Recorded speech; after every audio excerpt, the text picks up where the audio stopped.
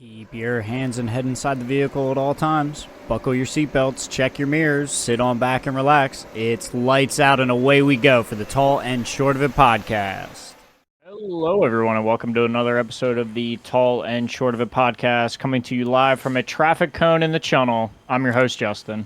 And I'm Aaron. Welcome back, everyone. We've got a fun episode ahead of you all today. We've got some F1 talk with the British Grand Prix coming up at Silverstone. We've got League of Legends. We've got our Rose, Thorn, and Seed flavor of the week, what everyone's looking for. Justin, good to see you. Glad to be back on our regularly scheduled day. Yeah, good to see you too. Looking forward to the show. Obviously, maybe a little bit of a lighter show this week, but with the games and the preview, I think we should have a lot of good stuff to talk about here. But before we get into all that, Aaron, give me your Rose, Thorn, and Seed here for the week. Sounds good.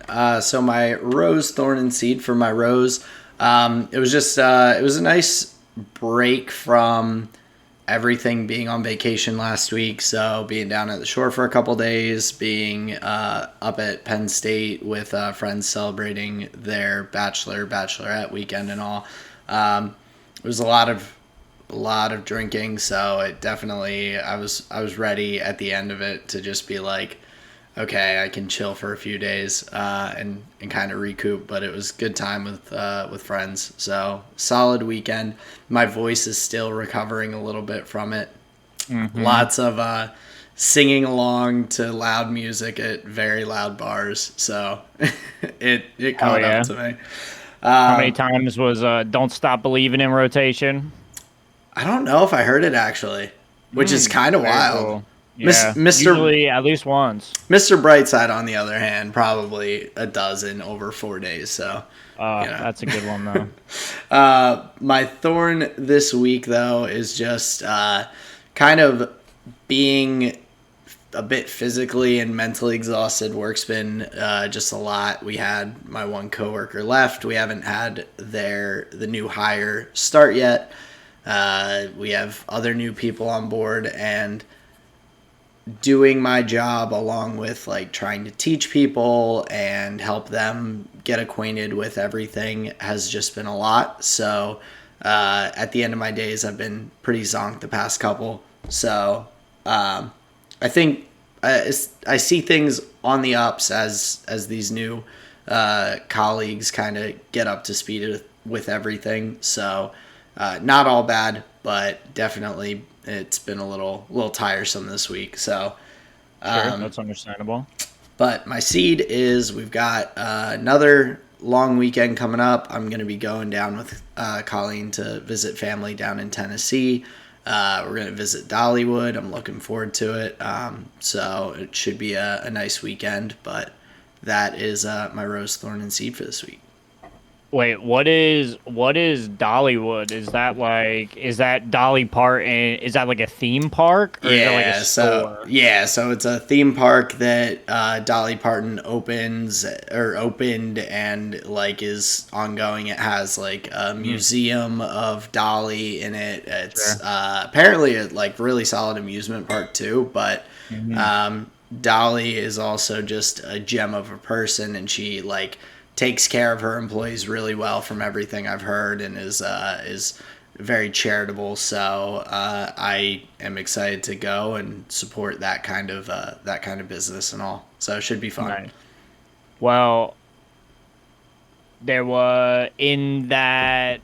Man, I just totally lost this. But the one thing that I do know about Dolly Parton is she said it costs a lot of money to look this cheap, and I think that's like a fascinating like aesthetic to have, and like understand that about your like image and all that.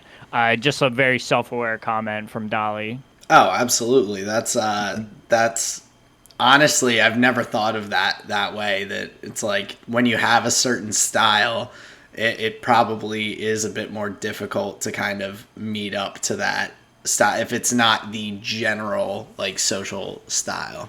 Mm-hmm. So Interesting. Yeah, like I can't imagine dressing like Dolly Parton in any context other than like being a show-stopping performer, right? Like if you just Yeah. walk into, a super fresh looking like that, people, what the fuck are you doing? Like the circus is over there. Yeah, all the lots of money into sequins and tasseled cowboy hats and all sorts of stuff, I'm sure. Yeah. And custom cowboy hats are not cheap if I've learned anything from past visits to Tennessee. So Oh yeah, I can imagine. So yeah, just bring me back some sequins and yeah, hope you have some fun in Dolly World. That sounds pretty cool. thanks, man. I appreciate it. Yeah. Looking forward to it. But what's been going on with your week? Let's hear about it. All right, so my seed here for the week, well, yeah, my seed here for the week is it's continuing education season, and so me and Sarah have been poking around deciding what we're gonna do, and we found a class with a gentleman that she really enjoys his classes, so we found one that we'll be able to do together. So that'll be half of my hours locked up, and I just have to find another one. So just kind of looking forward to that, and looking forward to like having somebody to do it with, because that stuff is always better to have some like a wingman to go in with. So just looking forward to that. And then my thorn for the week is a resolution of last week's where I got a new table, was able to get some errands done, get some shopping done, stop the lows, got myself a new card table, and so now hopefully if the other one ever does return, I'll have two tables, and that'll be super exciting. But now at least I have one table so we can play at the office, and like we use it for a bunch of other stuff too, so it's useful to have it back. So happy about that. And then my rose for the week. Bit of an odd one, but I am an odd duck, so I'll give this one to you. Recently, I was having a conversation with Sarah, a little more of a heated discussion, and I was at this window back here and really trying to illustrate my point. And, I was saying, and the duck fell out of his bag, and I like smacked the window for emphasis, and it shattered with like an open palm tap, right? Ooh. And yeah, so just super unfortunate. But in the fear of like getting in trouble, the reaction from me was I could just say like, oh, I dropped like the vacuum hose on it or whatever. Just like, what's a better reason of why it's broken? But in the search for like, see how much it costs, is there anybody that fixes a window pane? Blah blah blah blah blah. No, so we got to contact the our landlord anyway. So I just fucking told him what happened. I just told him the truth, apologized, and he sent a guy out, got it measured up, and everything will be taken care of. But the rose of it all is that where previously I would have loved to lie, I would have loved to just say it was like, oh, just like a dumb accident, whatever. I think the rose here is that I was like, nope, I made a mistake, I fucked up, and I'm just gonna tell it to him straight. So yeah, that's my rose thorn seed for the week. Nice. I like that because that's something that I've gotten to like at previous times in my life. I would have probably done the same thing and tried to be like, like what sounds a little like half truthy kind of thing and all. And I've realized over the years that like just being straight up with people is just typically the best way to go, and 100%. people are a lot more understanding if you're just like, yeah, I fucked up. So Right. which is definitely nice. So that's solid of your landlord to be like, hey, let's just get it fixed up and move on. So that's Yeah, good on him. He's a yeah. gem. Honesty is the best policy, but yeah, let's get into the upcoming 2022 British Grand Prix. Well, briefly before we get there, there was Okay. a couple things I wanted to mention and all. And so Oh, one, hell yeah. well, a couple not so good, a couple good, but the first one being, and I don't know if you saw or heard about it, but Nelson Piquet apparently had made some pretty what were considered derogatory racist comments about Lewis on a Brazilian podcast like a little ways back that just surfaced. And so the kind of like silver lining of that was seeing all the responses from teams, from people in the community and everything that are just like, this isn't right. Like doesn't matter what the context is, doesn't matter whatever, like you just can't use racial slurs. Like it's not like we should be past that in this stage of the world. Like we should be not having this issue. So it was nice to see that response from everyone, and all, but it definitely was a shitty thing to happen. But alongside with that, of course, Yuri Vips, who is one of Red Bull Racing's junior drivers, was dropped because he also used the N-word while streaming on Twitch. And so he is going to continue with his constructor through the rest of the F2 season. They're giving him the opportunity to finish out the season and hopefully have a little redemption as a person. But but Red Bull dropped him as like from their drivers program as like a junior driver and everything. And so it's just not some not so great stuff going on in the F1 F2 world over the past week or so. Solid response though to the like just egregiousness of that like unwelcoming sentiment. Obviously no place for it in motorsport anywhere in my opinion. Yeah. So I'm happy that the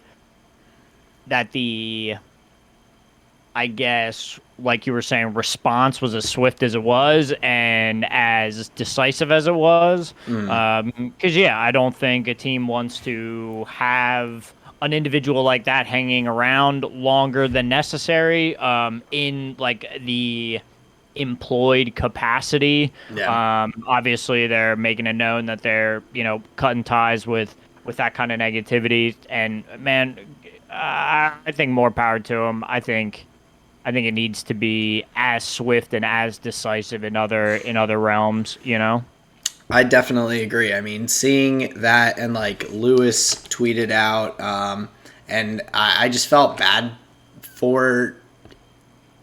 that he consistently is having to be the face of fighting these racial stigmas and biases and everything, because he's also just a person. Like, I know he's put it on himself to be a champion of minorities and being very outspoken of just the experiences that he and other people who are all different races kind of experience in life, and should be treated better, like, to be honest. And so he had tweeted, "It's more than language. These archaic mindsets need to change and have no place in our sport. I've been surrounded by these attitudes and targeted my whole life. There's been plenty of time to learn. Time has come for action." And so it sucks. Like, he's genuinely a really good guy. Whether I like to root against him in races or anything like that, like, he does a lot for motorsport. He does a lot for so many different groups and causes and everything, and is a positive, impactful person in the world. But it's just, no one should have to constantly put that on their shoulders and try and carry things forward. Like, that's a lot to ask of one person. So I do feel for him a bit with that, because it's just, there's no reason that kind of stuff should still be going on at all. Agreed. And there is a sense in which, like, he kind of hits the nail on the head. Like, it's just old dudes with, like, outdated ways of thinking, outdated ways of conceiving of your fellow man. I don't know, man. For all I'm like, I don't think you can what did Lewis say? He said like there's been enough time to learn, like now it's time for action. Yeah, Yeah. I'm with him. Like how long do you have to be around before you how long can you hold those kind of attitudes without being like held accountable or whatever? Or I just growing. I mean, I previously, like when I was younger growing up, I was much more conservative with a lot of things and all, and like your eyes get opened as you grow and meet more Sure. people and meet people from different walks of life. I feel like I've grown to know and understand people so much better just in the past 10 years since I left like high school and kind of went forward into life and everything. And Hmm. so I don't think there's any excuse for like especially these older people to just not have figured it out. Like you haven't met someone that's different from you that you like that's wild. That makes Yeah. it sounds like you're not a good person. Like if you're not getting along with like people who aren't the exact same as you. Right. Yeah, So and I think that's like partially like what I was getting at is like he is a up until recently I would imagine a revered member of motorsport, but it's like okay, he was likely always that shitty though, right? Like that's one thing that he said on a show that's now recent. What was it, like a year ago or so, if it was I like understand? November or so. So like half a Yeah, year. Yeah. yeah. So like that's a lot of time for him to not have changed, and a lot of time before that moment for him to just have been probably a negative, shitty person. So I think ultimately what I'm getting at is yes, it's unfortunate that there are people who are outward with that kind of hate and vitriol, but also like I don't necessarily want to feel bad for Lewis, not because it can't hurt him or anything like that, but I think there's a sense in which who the fuck cares what this old guy says? Like he is a relic of a time gone, and I understand that words can hurt. I I can't even imagine what that must feel like to a certain degree, but think of who is saying it. Like Yeah. if that was Toto Wolff, wow, this story would hit a whole lot differently. But my guy's probably what 100 years 70. old. Yeah. Yeah, like man, just But yeah, I think the it's not as much that I feel. I know it's not right that Lewis has had to experience this. That's not why I think I feel bad for him. It's that he's constantly having to be the flag bearer and just pick this up and be like, "Up, got to deal with this again," so that right. other people are less likely to. And that's more so why I feel bad is like he should be in a position as anyone should of being able to just live their life and do their thing, and he Hmm. is just constantly like having to take up it's his cross to bear. Like he keeps having to take up this fight for racial equality, and he shouldn't have to at this point. Just sucks. Hmm. So yeah, but We need more black people in motorsports, then they can all band together and just fucking then it's only them. just like every other sport. No, I mean it's just it's just it's crazy that that's the world that we live in. But yeah, I do hope that Lewis doesn't take it to heart too much because obviously, like we said, someone that is now no longer going to really be regarded as anyone to be in the F1 community.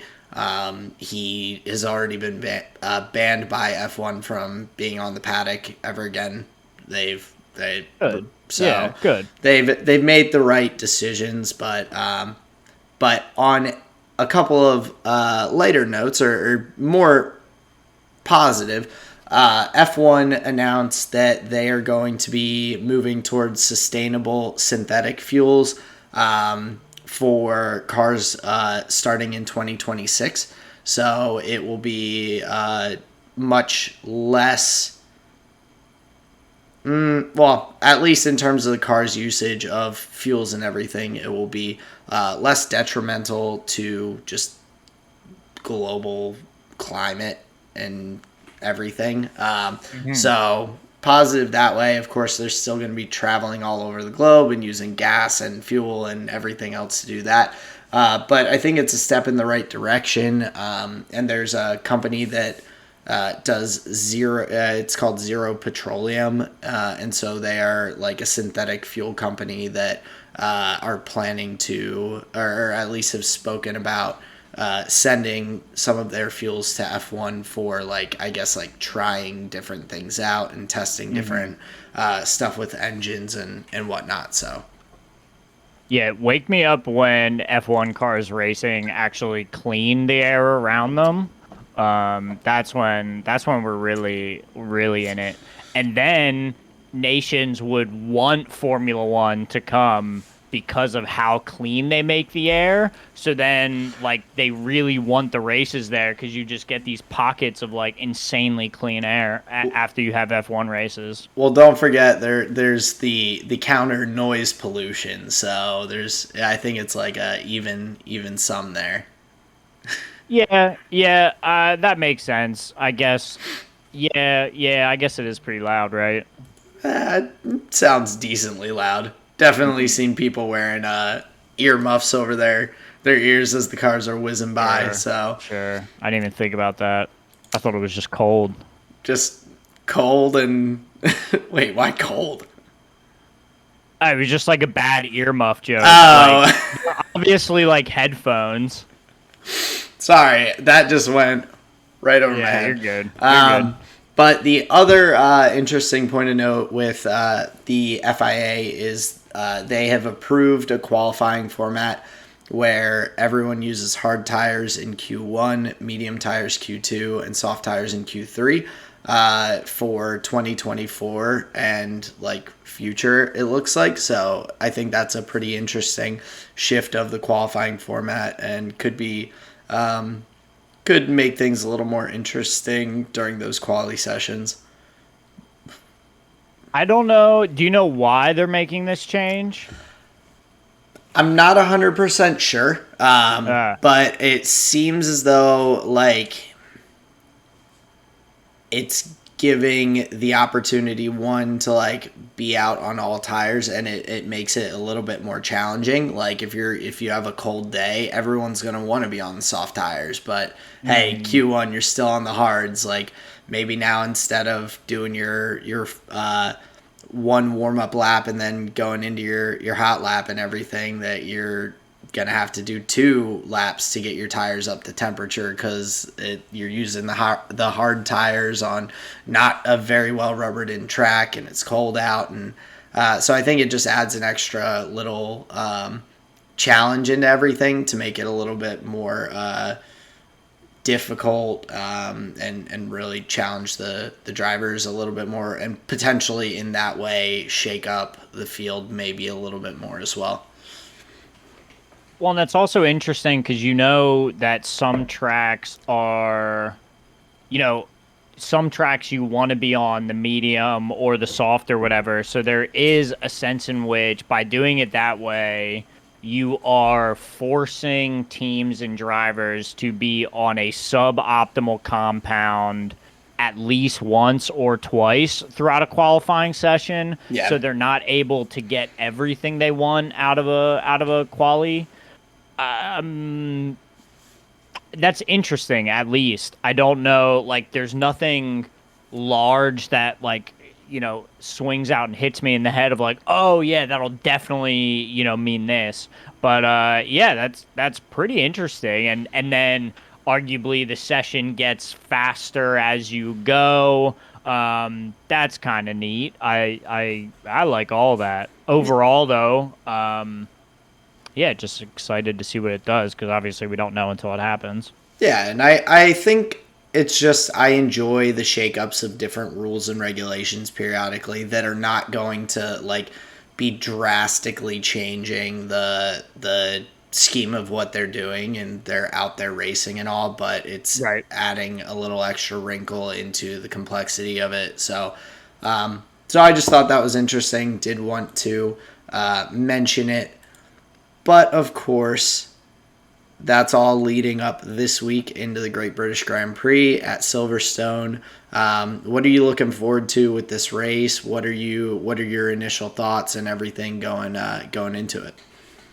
Well, I think with the podium from Lewis last weekend, or not last weekend, the last race 2 weeks, yeah. with Yep. yeah, with Lewis getting a podium, I'm thinking that Mercedes is going to be closer to the top than they have been. Obviously, it is the home race for both of the Mercedes drivers, so I also think there's going to be a little bit of like added, not pressure, but maybe just like home field advantage a little bit for these guys. So I am kind of expecting a good weekend from Mercedes, and my question is if Sainz will still be kind of on the hunt this weekend, if Ferrari's still going to have the pace, or if that slot's going to be eaten up by somebody else that's a little quicker. I'm curious how much the lack of a win, but being so close, I'm just curious what that's doing to the boy. Well, I would imagine that the Ferraris and Red Bulls are still going to be at the top of the table, but maybe with instead of them taking the top four spots, maybe George or Lewis throws a solid lap out there and pulls a P2 start or a P3, P4 somewhere in there. But it definitely does say something about the home track advantage for them. But with Carlos, I think he seems like a very driven person. I don't think this is going to be the straw that breaks the camel's back, and he's just going to fall apart at the seams for this race per kind of coming in second again and not getting that victory. So I think that I still expect him to look strong and everything. I don't know historically how good he's been at Silverstone, but I mean, just I'm looking back briefly at past years, and he has done pretty solidly over the past couple of years. He had a couple of DNFs, but he also had a couple of three, I think, top six finishes. So Okay. Yeah, so he's looking pretty set to hopefully have a pretty good weekend again. yeah, and I hope he does. I like seeing how well he's been performing, how well Charles has been performing as well.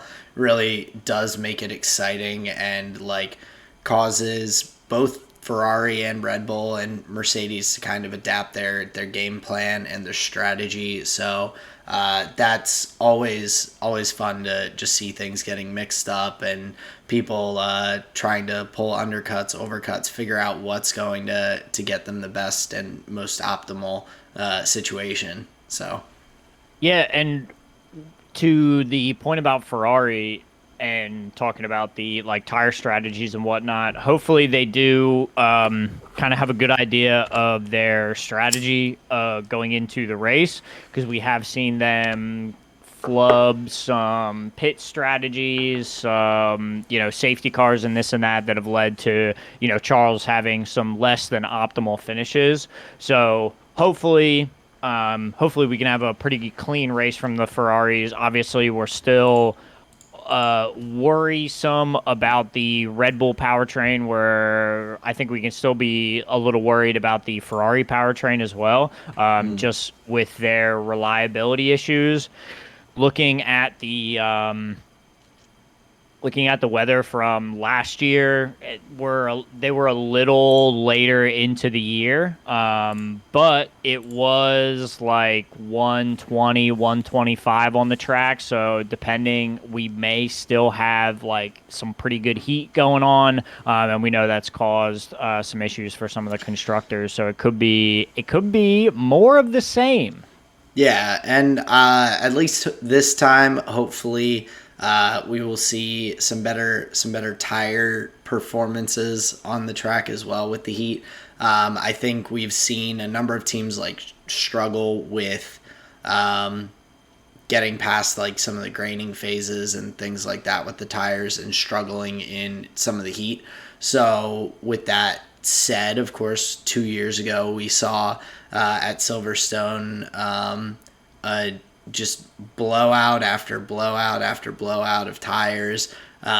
Lewis finishing on three wheels after I'll just look after I would say multiple DNFs from tire blowouts, and along with multiple people just dragging the cars around to get them back to the pit lane. So Yeah, and that's like safety concerns, but also that is safety cars and virtual safety cars, which obviously gives some of the teams that are a little further down the grid a chance to, kind of make something interesting happen. so what we're saying is George is gonna win because he always gets lucky with the safety cars. I mean, that would be like, that's not, I don't think that's actually far out of the realm of possibility. It's not, and to get this would be his first F1 win. So to get his first F1 win at home in Silverstone would be kind of dope too. I would not hate to see that. No, neither would I. But based on some of Lewis's performances here, it's almost as if he is built not to lose at Silverstone. Like just the storyboard writers just love having him in first at the end of it all because he's got a bunch of victories there at the British Grand Prix. So we'll see if he can do it again because he's done it in pretty impressive fashion a couple of times at this very track. Oh yeah, and so I guess 5 of the last 6 he has won. I think he has 7 British Grand Prix wins in his career or something to that effect. So, but it's also going to be interesting just seeing, like, well, for me, seeing Max get to race a little bit more this year than Sure. making it into the old pit straight and getting jostled off the track ever so gently, flying into the barriers at Yeah, I don't know if that was 100 gentle, but 150 miles an hour or so. So I'm looking forward to seeing him and how he bounces back after that experience last year. He's had some decent performances at Silverstone as well, chasing down Lewis 2 years ago on 3 tires and taking a P2. So finishing up towards the top, I'm sure would be nice for him to feel like he kind of bounced back from last year's race there.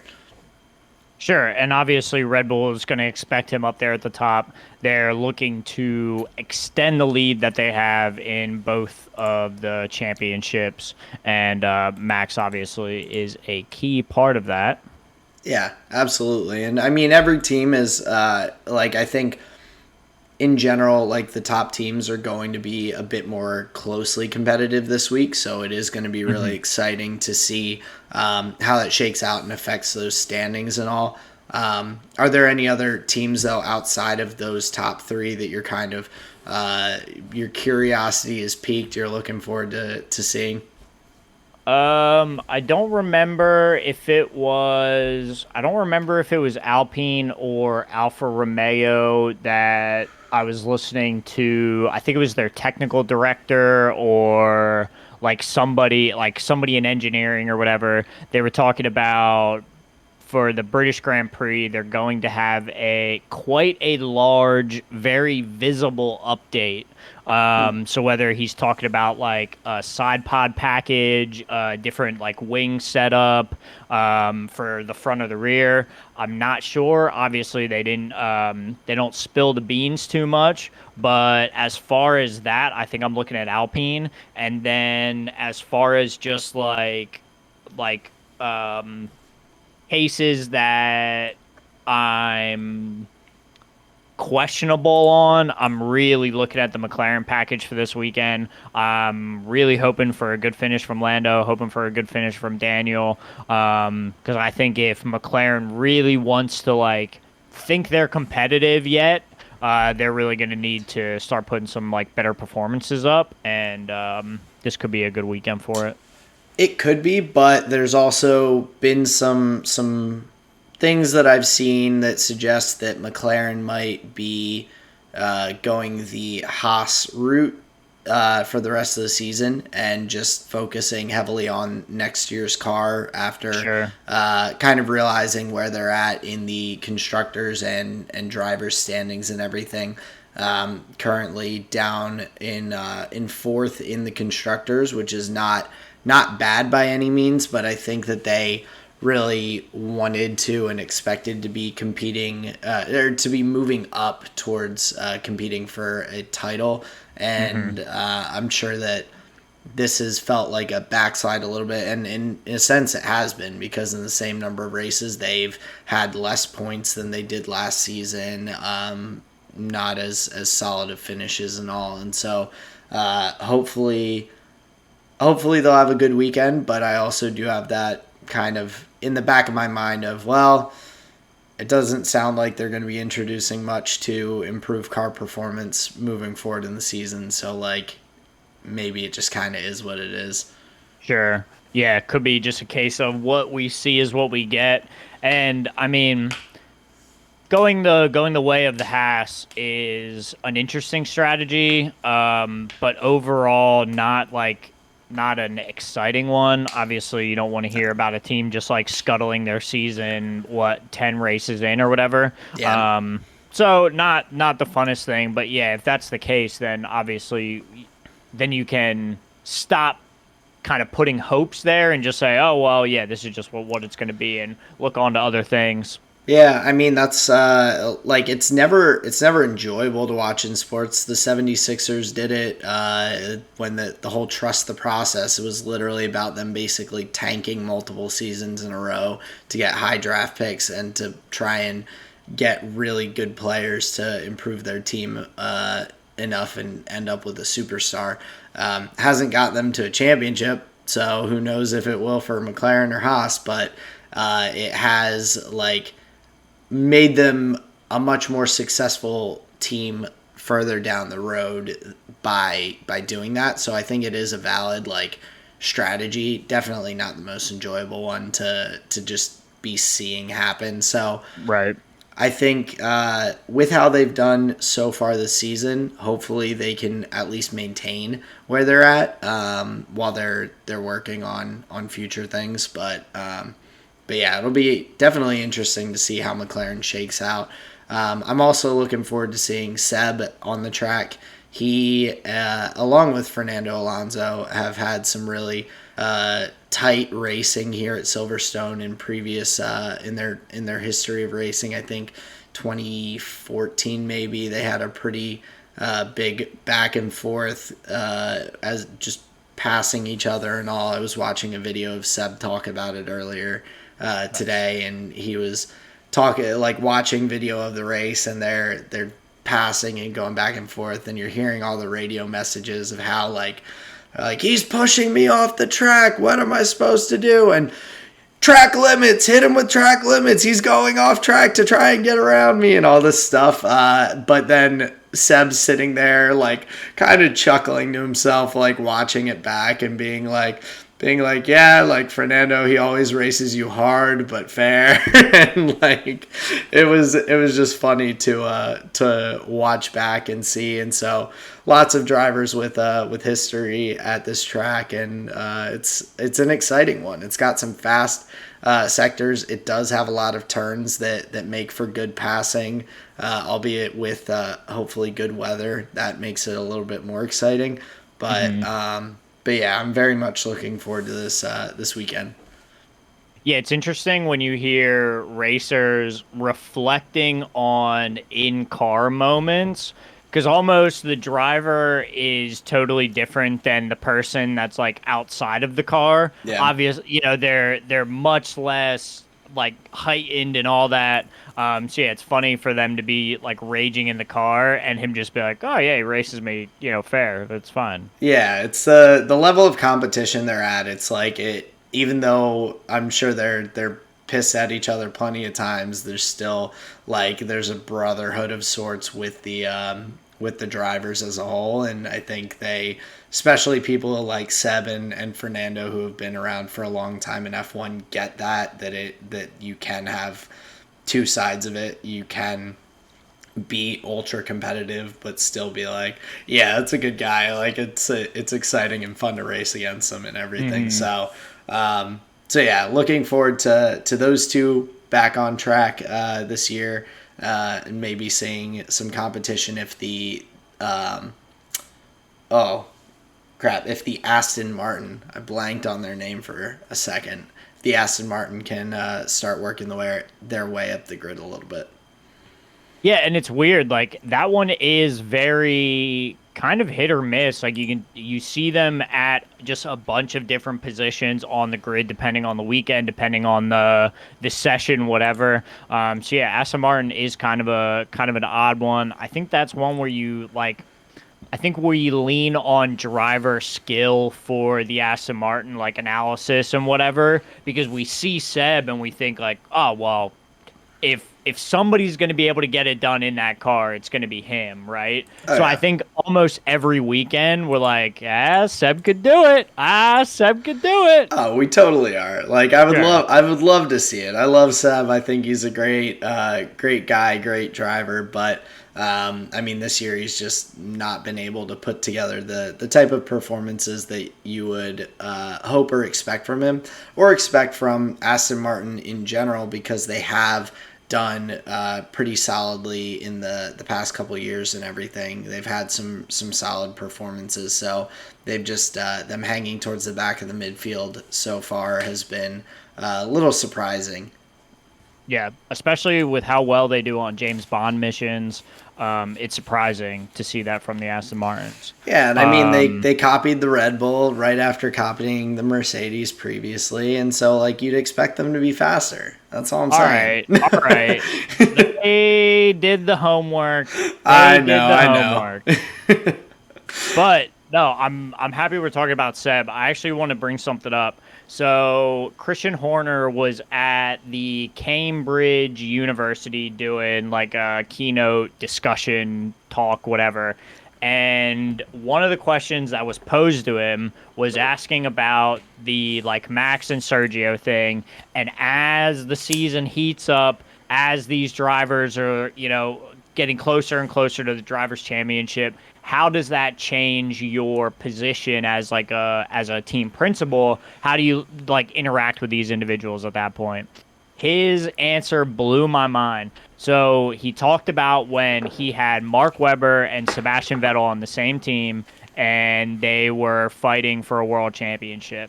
And it was getting very heated between the two, like on track scuffles, wheel to wheel, talking shit in interviews, saying like, this guy's not my teammate, blah, blah, like all this kind of stuff. So at this point, Christian Horner is their team principal, and he says, all right, look, we can't have these guys fighting each other. So what does he do? He takes them to a hospital. He takes them to a cancer ward with sick kids, their sad parents, just not a happy place. And he made Seb and Mark Webber spend the afternoon with these kids and, read them books, play with their toy, do whatever. And the idea was for them to step outside of themselves, step outside of the race car, step outside of everything, and realize like it's just a sport. Like there are way more serious and important things going on in the world that this butting at each other's heads over some trophy. Like, you got to put it in perspective here, guys. Yeah. And Christian Horner believes that experience kind of helped put it in perspective, and it kind of calmed them down a little bit and really made them realize that, like, this isn't a live or die scenario like it was for those kids. Yeah, and that's something that I really do like about Christian Horner. I always enjoy that he is so willing to like talk on the broadcast and things like that, because it does add additional insight. But he does have a really good perspective on things from everything I've seen. Along with that instance of having Mark Webber visit the Children's Hospital, he also, back when Daniel and Max were in a pretty tight, contentious battle at Red Bull, and they crashed into each other. I don't recall where it was. It may have actually been Silverstone, but either way, they took each other out, and he made them go to the factory and go around to every single department there at the factory, and both of them apologize for destroying the team's car, not their car. Like, so he's sometimes like the disapproving father figure, but he really seems to have a good head on his shoulders in terms of that and the perspective of what it is and everything. And I think that has kind of built a better team culture. Obviously, there's still like things that you can look at Red Bull and be like, I don't know, whether it's looking at Alex Albon and Pierre Gasly and their kind of trajectories and how that all shook out. But at least with Max and Checo now, it seems like they've got that competitiveness on the track, but not over the top. They're willing, like in the team radios, when they're telling it, like someone to, hey, give them the place, let them go, don't make it tough, whatever. They're not happy about giving up the place to their teammate and everything. They want to just race it out, but they're like, it puts it in perspective for them of like, okay, like different strategies or whatever it is, like getting the win for the team, like this is the goal. So yeah, I think having a focus on the team championship is the right way to like organize and like run the team. And yeah, his insights and perspectives on it are just always so fascinating and interesting. So yeah, that was a great little chat there from Christian Horner, and yeah, just fascinating strategies for leadership.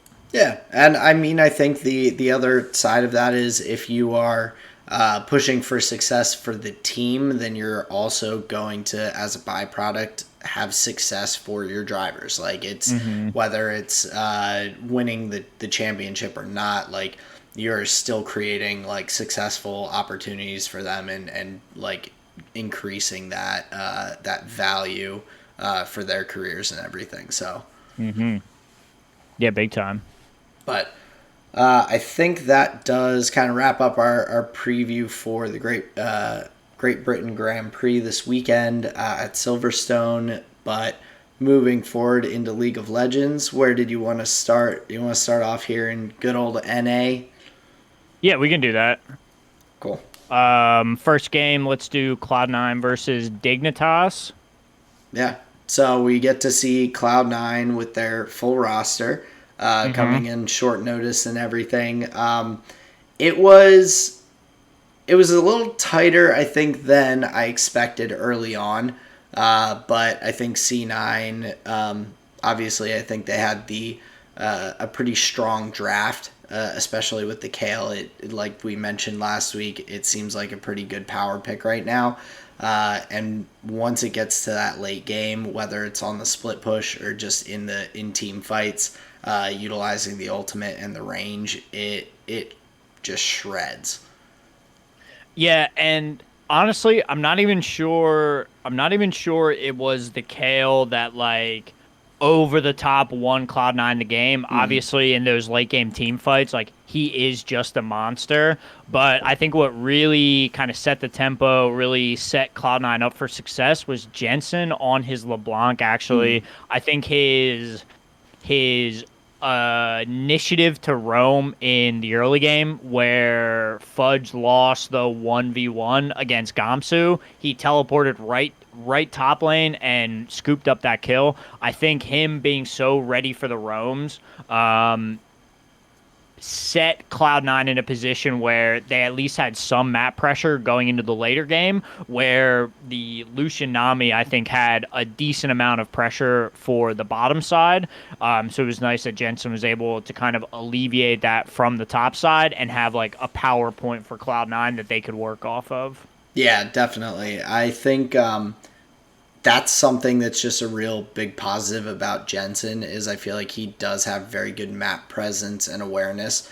And so that definitely benefits him in those positions where whether it's teleporting to kind of make up for losing a teammate in a fight or anything like that to kind of roam and try and put pressure elsewhere. He does a really solid job of that. I was enjoying seeing Sven in the bot lane as well, though, just farming it up on the Tom Kench. I feel like having an AD carry, switching to support, playing the support that's supposed to take all the CS is just a nice little full circle moment there. Well, yeah, obviously he has the last hitting skills. So put him in the fasting Senna lane, and he should do pretty well. It is eventually just a crutch. You know, if he can't play anything other than Tom Kench, you know, they're getting just banned out or outpicked or whatever because they're trying to focus on this lane because that's all he can play, then it's like a different point of conversation. But yeah, just in this game, he was a house. I think he played it quite well, and him and Berserker seem to have some decent synergy going on in the bot lane. Yeah, they look good. And the other thing, I guess, about just that lane in general is it's always interesting, I feel like, to me when you see these very specific pairs going up against each other. Like, Lucian's only really strong with Nami down there in the bot lane currently. Senna, the primary support that you want on Senna, if at all possible, is Tom Kench. It's Senna, Tom Kench, it's the lane. And so seeing like those matchups and then just looking at how we got there with Dignitas banning Ezreal, Draven, Callista, and then on Cloud9 side banning out Zeri, another AD carry, you're really just driving them down the list to where they're like, okay, like the best option out there is this bot lane or this support together. Let's just go for that. Like, they got pushed very far down the tier list, I feel like, there. I don't know how far down the tier list it is actually, because you see some of the other regions playing both of those lineups. So I don't think it's terrible actually. The Draven I think is more of like maybe just a berserker, like a targeted ban against berserker, and Yeah. obviously if it gets going, it's really difficult to deal with. But not every AD is playing that. The Ezreal Callista, I think that is like S tier meta banning. Obviously, that you're taking them out, you just don't want to see them. However, I don't know how far down the Lucian Nami actually is, and the Senatom Kench. I mean, it's formidable. I think the amount Yeah. of space that you're able to take with Tom Kench is essential in these games. The like neutral buff control, or yeah, I guess neutral buff you could call it with the Barons and Dragons. I think he gives you a lot there. So, yeah, there is a large pick ban focus on the bottom lane, but it seems like, I guess what I'm getting at is there's a couple of good champions to pick still. Well, yeah, there definitely are, but I feel like in these cases, it's not that the 80 carry is like high up or like whatever on the tier list. I think they're like above average, but it's when you pair it with that support that it like does kind of reach up to those more competitive with like the Ezreal, Callista, Zeri picks Okay. at that Yeah, point. that So, makes sense. but the picks and bans are interesting because I feel like you do, especially with the Callista and Zeri, really have to focus ban those out because the ranged or the like longer ranged 80 carries that have been played previously are kind of on the outs right now. You're not seeing Caitlyn and Jinx that much or those kind of longer range. So we get a bit more with the Callista and Zeri and their mobility and all. So seeing those banned out is just, I feel like, going to be a consistent thing throughout the next little bit of the split. Yeah, I think you're right. But the other, I think, point of the game that I think we should focus in on is the amount of neutral buff control that Cloud9 had. Pretty sure they took all three of the first dragons uncontested, set up the soul, and then it was and then it was on Dig to come and fight them. And obviously, a lot of that comes from your mid lane, from your jungler. So them looking to have the vision there first, and the way that they postured around these neutral objectives was evident that they were wanting the fight. They were wanting Dig to walk into them. And I that is where you have to be as a team, wanting to be there first, looking for the fight, or else the game just the game just goes by. So I really enjoyed their neutral buff control and their focus on those early dragons, looking at what they could do with Rift Heralds, and then transitioning that into the Baron plays when it came into it later. Yeah, well, and did they sorry, I'm just did I forget if they got that first dragon right around like 6 minutes? I feel, wasn't it a super early first dragon to start the dragon side? Okay, because I was thinking about it in terms of those neutral buffs and the fact that they were able to get 3 dragons and both Rift Heralds is just huge. Like, it's typically you are trading one for the other, but they still got up to that 3 dragon stack point, getting to right there on soul point, but also getting both Rift Heralds to pressure the map.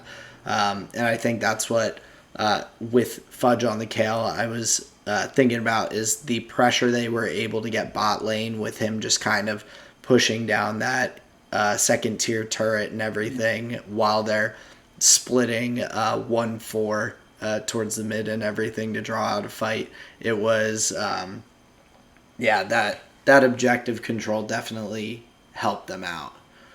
Well, and like you're alluding to, I think from Cloud9's perspective, that was exactly how you play out the 1-4 split pusher. That is the champ that you want for that, where if left alone for long enough, like they threaten inhibitors. It's not like it's not a turret here or there that you care about, like the tier 2 outer, some focus, some split pushing like gets there. It's like, oh, that's cute. But Kale, like, she can threaten inhibitors, and that's where, okay, now there's super minions in your base. Now the Baron is on the opposite side of the map. Now you got to keep one person there. So yeah, I think playing the 1-4 split push with Fudge on the Kale in that way was really good. Obviously, it was not enough for the Baron fight at 27 minutes. Blue on the Azir coming up huge. This guy on the Bird was Dig's only shot back in the game. I think it would have been over at like 23 minutes, but because of a couple of Blues plays, he just like kept getting his team back into it. And that Shurima shuffle, just time after time from this guy, was like clean. Yeah. Well, and he was utilizing it so well to get the right picks too. It was getting the Kale before he could just like hit from the outside. It's getting the LeBlanc and stopping her from being able to just jump on top of you and everything. He played it really, really solidly. And so I think he really was, like you said, their only win condition there once they got deeper into the game was just try and utilize him to get some big team fight wins. They got the Baron, but just wasn't quite enough. No, not enough. And right there in the end, we had a big defense from Cloud9. And then in that fight, Blabber just like, he was like a homing rocket straight onto Neo. Neo died, and it was just all over. Like, I guess 15-20% of your in-fight damage or whatever. It's probably more. That just sealed the deal, and then they just pushed it down. Yeah. Which it didn't look like they were going to be able to end, but obviously they, they just shoved it on through. It gets scary when it's that close, though. Just knowing that if you don't get it, that the other team's gonna do the exact same thing, but your death timers are longer now. Like you're just like, this sucks. They did have enough crowd control that it like they were able to get a couple of kills under turret. Then and that's kind of what you need to extend the 5v3 or whatever they had. So yeah, overall, good game from Cloud9. Good game from Dig, honestly. They kept the gold very close throughout the whole game. I think Blue played exceptionally on the Azir. That's likely going to be a pick that we're going to see from Dig a good amount. It gave them good neutral control, good control out of the mid lane. So yeah, I liked what I saw out of Blue and the Dignitas mid lane. Yeah, and I'm also just happy, like, first game for, like I said, Cloud9's full roster for the split. I was happy to see them get a win and kind of redirect the ship in the way it was going to start the season with the 0-3 first week. So nice to see that from them, especially just being able to start scrimming together and all. But moving forward into the second LCS game that we're looking at this week, we had the 100 Thieves Golden Guardians matchup between with Ablazov and Abadaga playing, well, one playing the Azir again, and then the Corki coming in to kind of counter that range and everything as another one of the really strong mid picks right now. Yeah, and it seemed like this game was a little less about the mid lane goings on, and we had a lot of action in the top lane between Licorice and Someday. Licorice, starts the game off with a solo kill on Someday. Someday teleports into the top lane, says, "No, I'm going to solo kill you, sir." He gets the jungler up there and involved. Closer gets up there on Lee Sin. And so the game really starts off with some fireworks with 100 Thieves playing through the top side pretty well after, I guess, taking a lick or two from Licorice. Yeah, well, and Closer mentioning him, he just looked insane during this game, too. He was a maniac, like getting good ganks in the top lane and really trying to press that side of the map heavily, but also coming into the mid lane. I think he had, like, I forget who it was on, but the ward hop kick flash to send him back towards the mid lane and pick up the kill there. He looked really, really good throughout. Well, and it's no surprise, honestly. Closer, I think with that victory, I think he's like 19 and like 7, I think, on Lee Sin, like all time in his career. Yeah, so that's like an insane win rate. And yeah, it is the champ for him. So yeah, I think Closer looked really good. And against the Volley Bear, they just really were not able to get anything done. Pride Stalker, he had a couple of different looks. He had a couple of different lanes that he was able to get into, but nothing doing for the most part. And I think Closer just had that matchup locked up. Yeah, and part of that I think was also just getting some solid picks in fights. There was the big team fight at Dragon where Licorice made a phenomenal jump in on Gnar and ult, but just the zoning from, I think, Closer and Abadaga on the backside was able to just hold things off enough for them to say, oh, you wasted all your abilities, like now we win the fight. But being able to last that out was impressive in a fight that could have very easily gone the other way. Yeah, and the one thing that I thought was interesting after these fights, because a couple of them did go back and forth a little bit, was the choice to trade the two full turrets on Golden Guardian side in the top lane and just let 100 Thieves go for the dragon. I forget what happened that kind of precipitated that, but they just a full shove in the top side with, I think it was the second Rift Herald, where they took double turret, a whole bunch of CS. I think that was an opportunity where I was like, oh man, I think like this is where Golden Guardians like really may have a chance back in this game here. So in the events that they were winning fights, where they were getting advantages, it was nice to see them trying to convert that into a neutral objective, and not just one. They took the Rift Herald and then double turret, said, yeah, sure, go ahead with that Drake. I think they made some really good macro decisions that are indicative of like they're aware of the trades that have to happen if they want to like get deeper into the enemy's side of the base. Yeah, and I think like also just acknowledging the opportunities and everything that are there, like seeing like the casters were saying during the game, like you should never just leave the Rift Herald like just pushing a lane. Like you're going to lose multiple turrets if you do that. You can't just like, you have to have someone contest that to at least just, it takes one turret, you get the last hit. You can't just let it keep pushing nonstop. And Golden Guardians acknowledging that 100 Thieves was sending no one and making a really poor macro decision to focus on that dragon, like really taking full advantage of that opportunity is a really positive team like decision. And so hopefully those kinds of decisions turn into more wins in the future for Golden Guardians, because that's smart playmaking.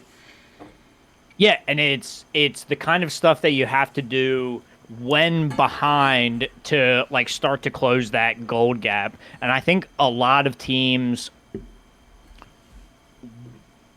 there is a skill difference in the teams that can play from behind, because your available decisions are so much less, and a lot of times it means taking like not an optimal play where maybe it's like a 60-40 or a 70-30, or you're whatever, coin flipping at Baron like they love to say, but you have to at least know what your win conditions are and like be ready to go for it.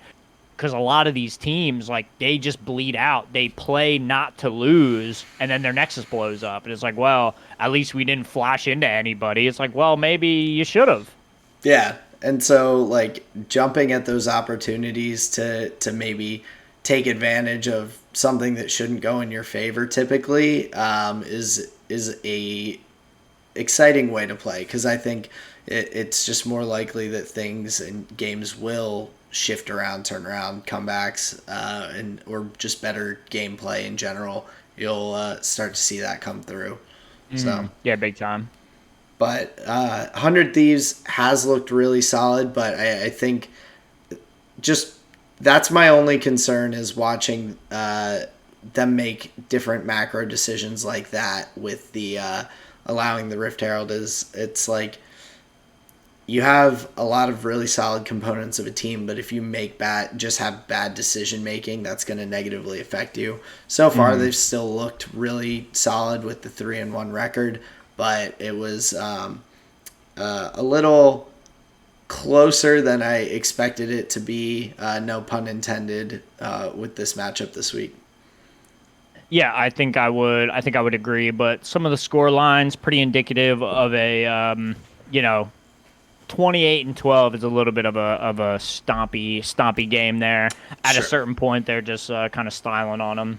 Yeah, but Golden Guardians stretched the game out. But either way, yeah, 100 Thieves did have a lot of solid team fighting. Like I said, at the Dragon, even turning around that good engage by Licorice.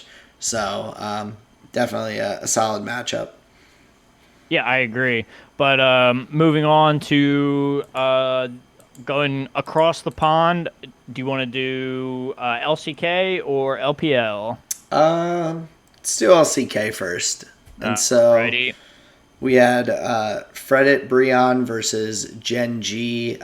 So that was a matchup I just wanted to kind of check out, particularly with Gen G having been the second team in LCK this past season. Wanted to kind of see how they're starting off thus far.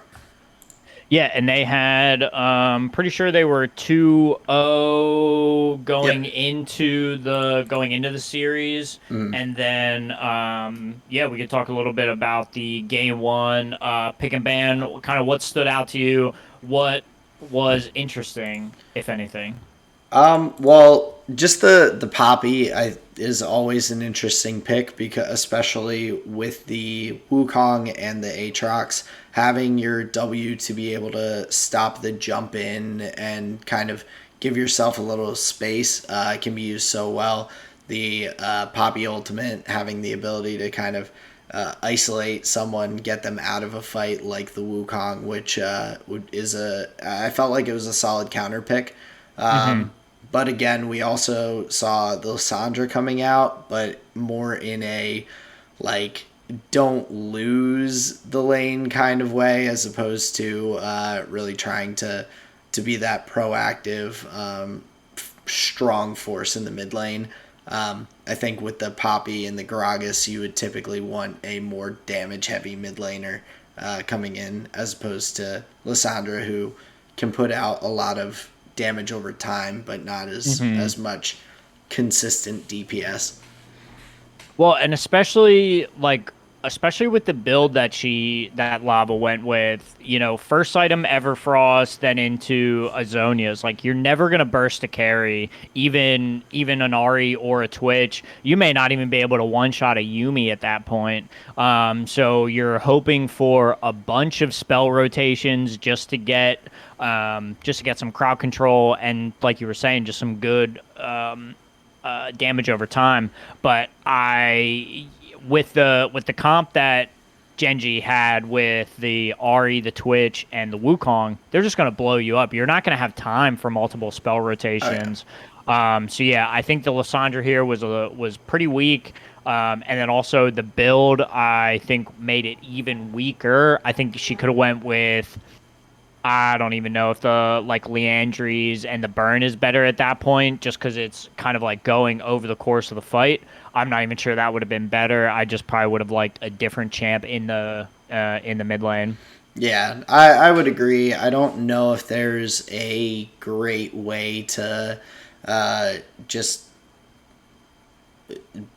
turn Lissandra into a super strong burst kind of champion, or at least not in the situation where you're against Chovy on the Ari. Hmm. He looked so good in that first game with Hmm. the charms, chasing down kills, getting the resets on the ultimate. He just had a really solid game, but Ruler as well. Just the two of them put on some solid carry performances. The Twitch Yumi just looked gross, just getting the Yumi slow onto people and then Hmm. lighting them up with the ult from Twitch. I was I was very impressed by the two of them during the matchup, but they had plenty of protection to kind of let them put out that damage. And I have to say, I had my doubts in pick and ban with the because I'm pretty sure they picked Twitch while seeing the Zeri and Nautilus on the table. So I was like big confused about that. I was like, I don't know. But obviously, Ruler and Genji are not me, so they knew something that I didn't. It ended up working out very well. 609 on Ruler. I think his positioning and the fights were great. I'm not sure he was really ever threatened. I think he had to burn a flash once or twice, but I think that was for kills. I think he was flashing forward. So yeah, Ruler on the Twitch, never really under threat. I thought and I truly thought the Nautilus was going to be a bigger problem.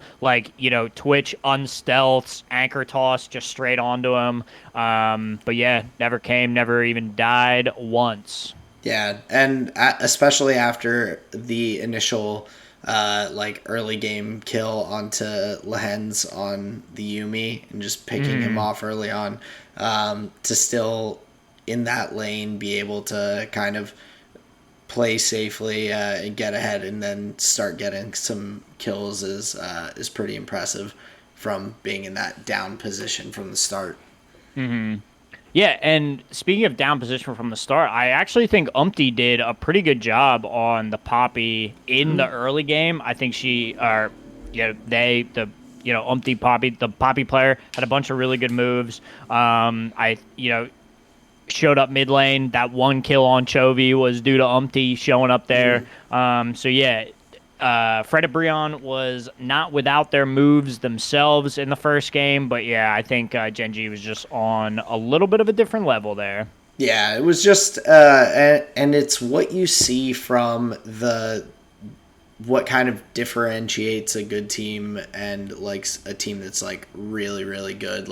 I think Genji is they take their advantages and then immediately just start pushing them further and further, and they know how to do that so well. So getting those little leads early, in what seemed to kind of lean towards Fred at the start of the game. They got their lead and just pushed it so quickly. And then similarly did that in game two. They looked very good there as well. Yeah, big time. The pace of the game was a little bit different going into game two. We have the Doran on the Akali, which is, a little bit of a different look up against the Gwen, kind of fighter versus fighter matchup there. I think Fred Brion had a little more game here in the second one, but yeah, overall it was a little more of the same here, wouldn't you say? Yeah, and I think part of it is so like looking particularly at Morgan and Doran in the top lane, the Akali Gwen matchup. Like you said, it's fighter versus fighter. It seems like from the way it looks like a skill matchup kind of to Yeah, have both those taking two. ignite. They obviously both think they can get a kill. Right, and so it's like you're playing to get that lead and kind of snowball and everything. But just looking at Genji's side versus Fred Brion, I think you just have the advantage player wise in pretty much every lane. You might say Umpty and Peanut are kind of close in the jungle, but Doran is just a better top laner. Chovy's a better mid laner. Ruler's a better AD carry. Lehens is a better support, and so it just does get to a point where if you do have all the better players, then even those really like solid picks like the Tom Kench, the Wukong to both kind of get in there and start fights, with the Ari and Gwen being able to fight well and pick up kills. Even having a really solid draft like that just doesn't always net you the victory. I think that's kind of what Genji showed, is just they have a really solid team and know how to push for the wins. Yeah, and the the fault of the Tom Kench here in this position, along with the Wukong, is they would have had to be the ones starting the fights. And if you remember, there's a fight at like 18 minutes or so where Fredit Brion like tunnels onto like Ruler, Lehens, or somebody, like, they catch out one of the bottom laners and just tunnel in on trying to get that kill. And Peanut and Doran just have open dashes straight onto the Aphelios. And just from that moment on, they just forever had access. They burned the Aphelios' flash, and it's just game over. Like, they had no options to get the Aphelios away and auto attacking if the Tom Kench is, doing his little dive forward. You're going to leave that Aphelios every single time. And yeah, Peanut and Doran wasted no time just nuking the Aphelios and just moving on. So yeah, I think there was a pretty significant skill gap, especially when you watch the Chovy play. I think it was at like 15 minutes. He's got 3 players running into his lane from Fredit Brion. He sidesteps 2 of the abilities, and now he's the aggressor in a 1v3, and like literally push them off of his turret. Yeah, I just think some things are gonna have to change if they don't want to get fucking 1v3 by the enemy mid laner. Yeah, that was odd. Game 2 was odd. Yeah, it was. I mean, it's just strange, like, the team comps themselves, too. Like, seeing the Aphelios Jinx and everything that are kind of fallen out of the meta, like, the Akali Gwen top lane. It's just overall definitely a little bit of a weird one. But Genji looking very good, looking one of the best teams once again for the LCK. Yeah, we just don't need the the Faker Chovy matchup at the end, because we all know how that goes. I mean, I wouldn't be mad to see it again.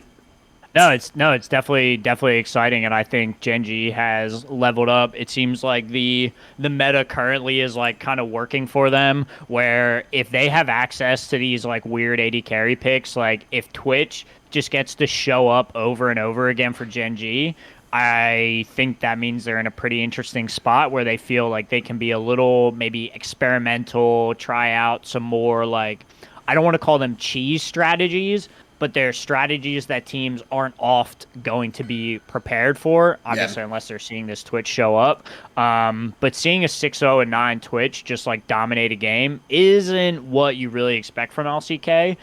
So clearly Genji's doing something interesting, something special.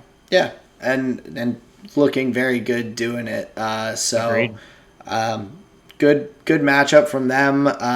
Like we said, I think Fredit Brion needs to try and kind of just up their game a little bit if they're going to kind of keep pushing for that playoff spot and everything, and so hopefully progress throughout the season. But right now, Genji definitely looks like they could compete with T1 for the top of the LCK.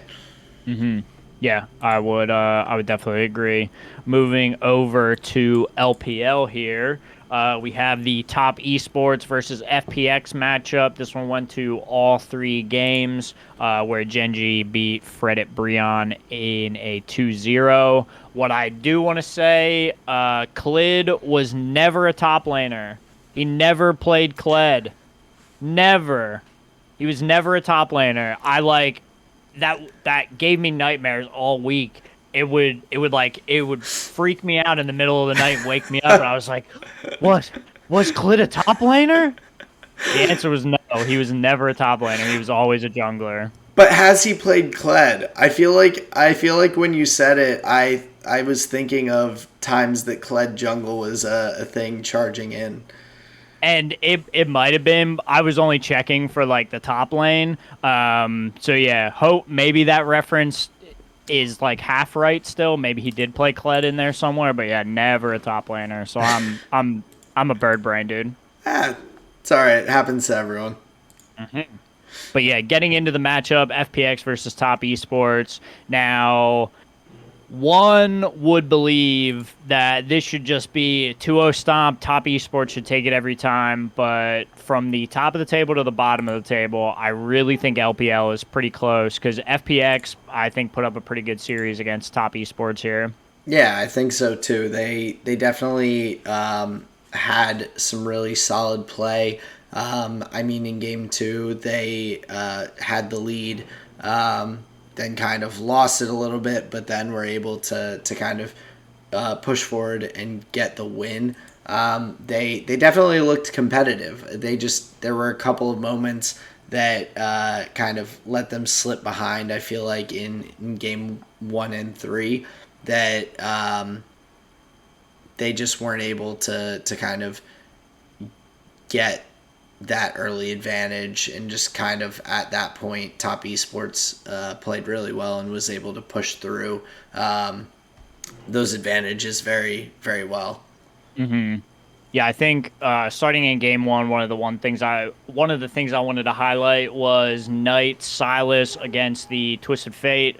Knight, a spectacular Silas player, and then also specifically into the Twisted Fate, it is just an insane counter pick. You have significant advantage in the lane. You can steal the gate Destiny to teleport where Twisted Fate goes. So Knight, no stranger to that matchup, chose it every single time. Yeah, and he looked great on it in the game. But that's more of like a pick and ban thing. I want to start with the early jungle start from TN. Were you watching that first clear? Like, he broke Klid's ankles. No, I don't remember exactly what happened there. All right. So TN brings Wayward into the blue side, blue jungle. They fuck around with Klid on his blue buff, force him off. Then he goes to Wolves. TN follows him to Wolves, takes one of his Wolves, and watches him go across to what would then be his Raptors. TN runs to his Raptors, takes his Raptors, and this whole time, he's just clocking Klid the whole time.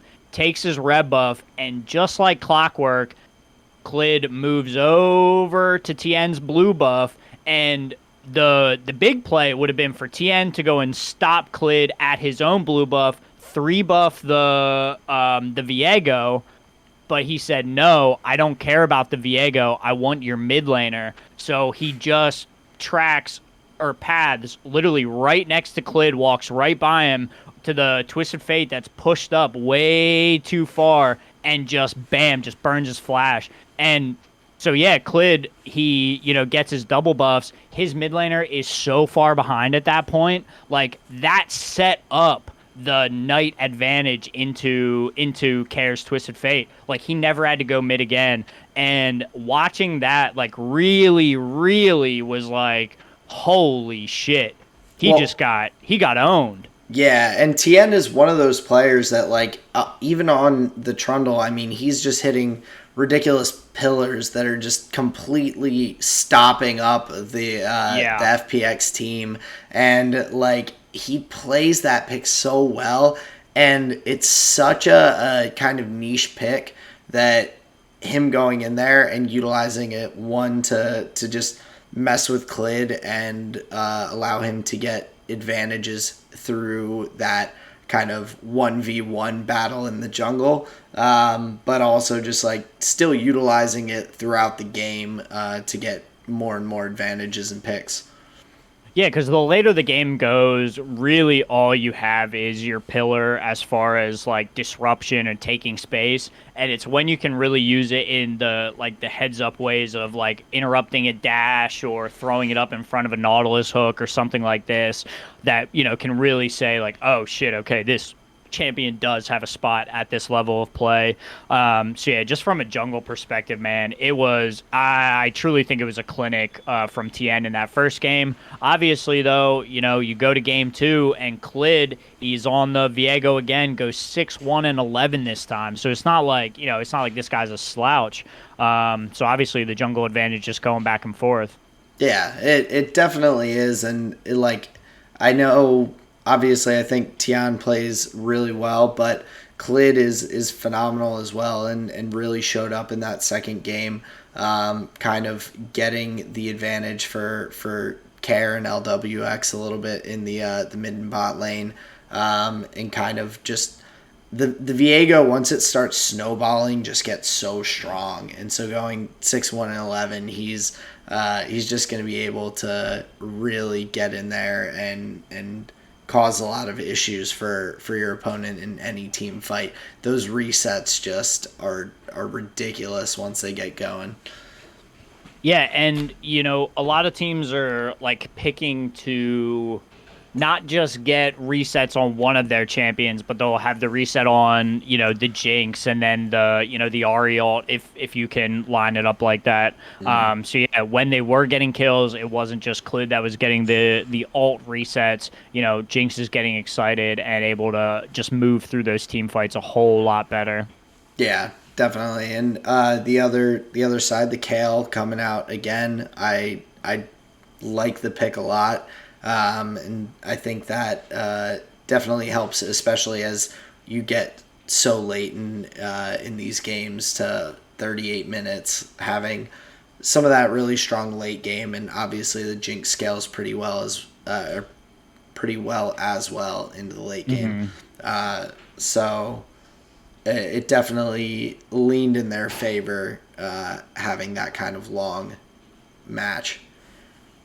Yeah, and having a champion that just will scale infinitely into the late game, obviously it's insurance, and it works really good for these games that may have longer like a longer average game time when you start picking champions like the Jinx and the Trundle and the Gangplank. You're kind of hoping the game goes a little bit longer so you can take advantage of the 6-item Gangplank and the regen and tank stats that a level 16 Trundle offers you. Obviously you want to get to this point, so having a champion that offers you insurance in those scenarios, like a Kale, is super strong. And I think Zhao Lao, who plays it, I don't want to say better than the rest, but it's obviously like a threat in his hands, I'll say. Oh, absolutely. He looks really good on the pick. And FPX just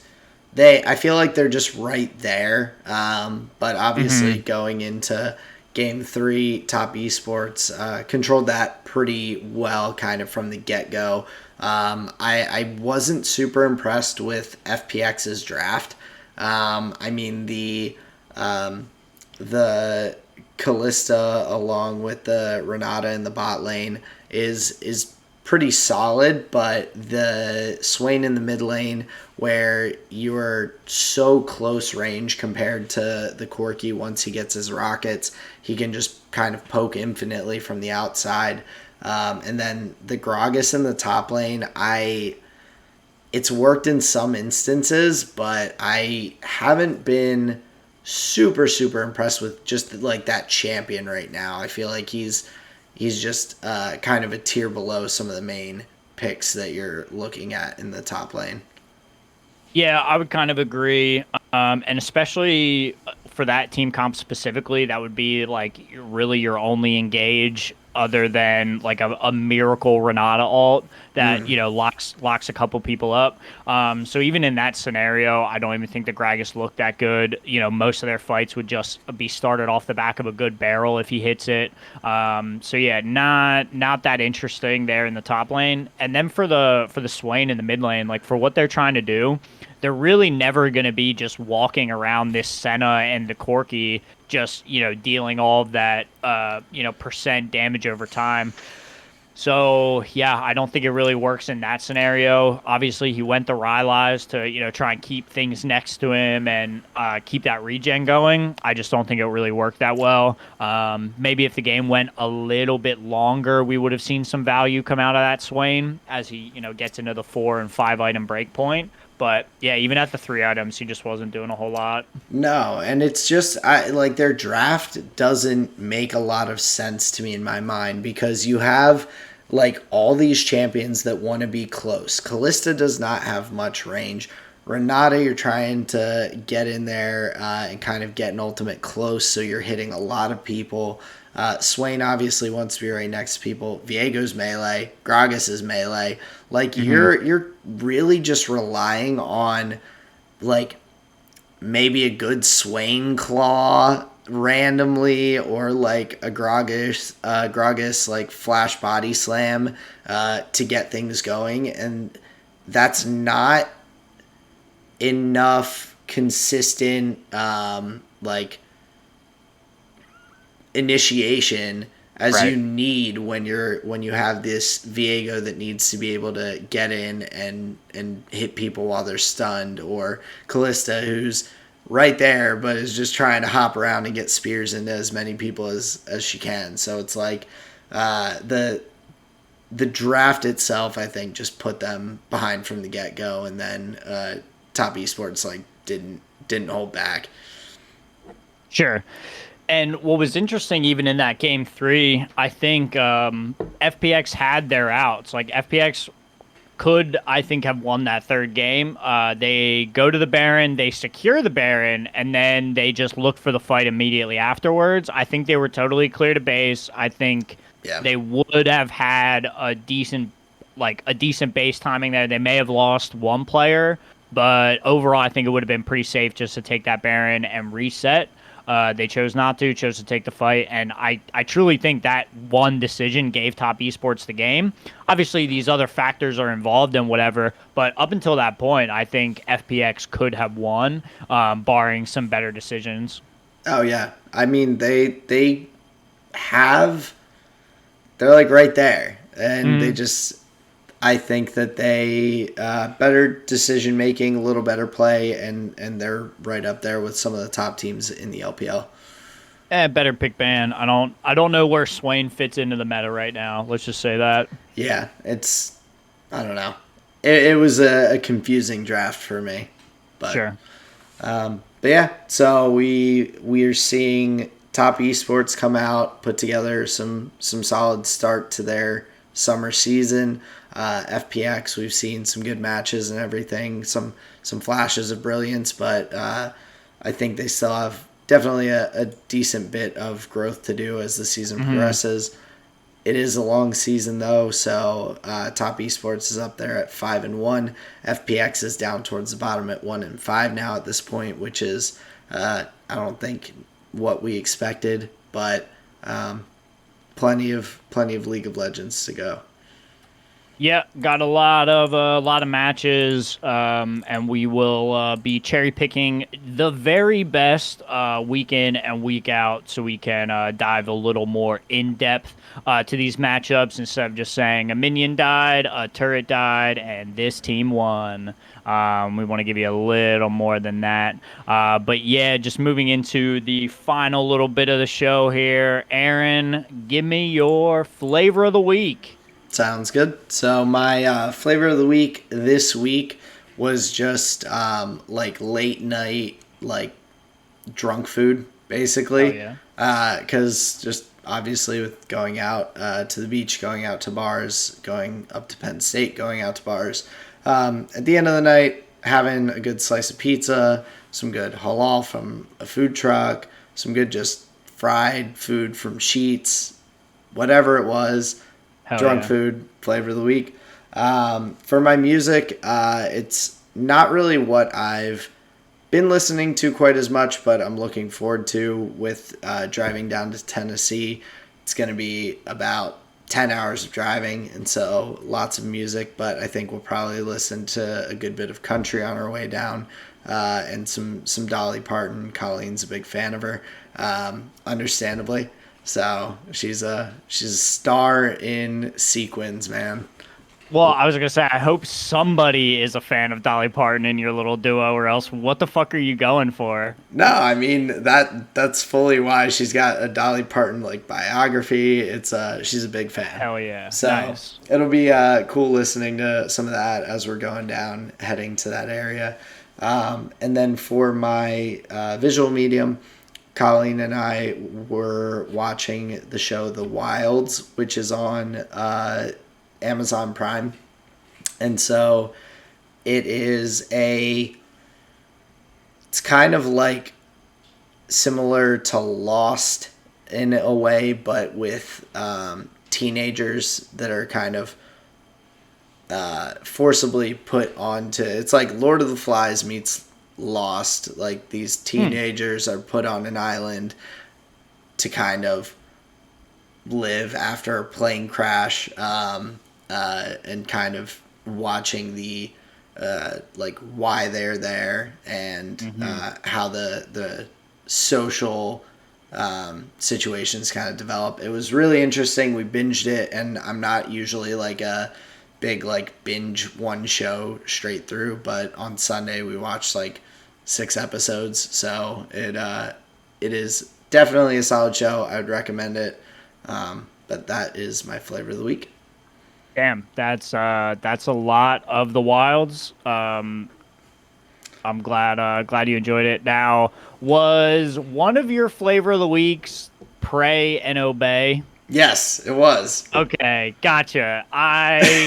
Yeah, I knew it sounded familiar. I got maybe 15 minutes into it with Sarah, and the skeeves, the Dude, it's creepy. dude, I cannot wrap my head around that. I just can't. I can't even. Dude. I'll use it. I can't even. So yeah, I got up not shortly after, like, sitting down. Sarah turned it off. She was like, "Dude, this is fucking crazy." Yeah, never ever would I wish that on anybody. No, it's like it's one of those things where for us, I think it's like the saying, it's like a train wreck, like, so you like you just can't look away. And it's like I was so just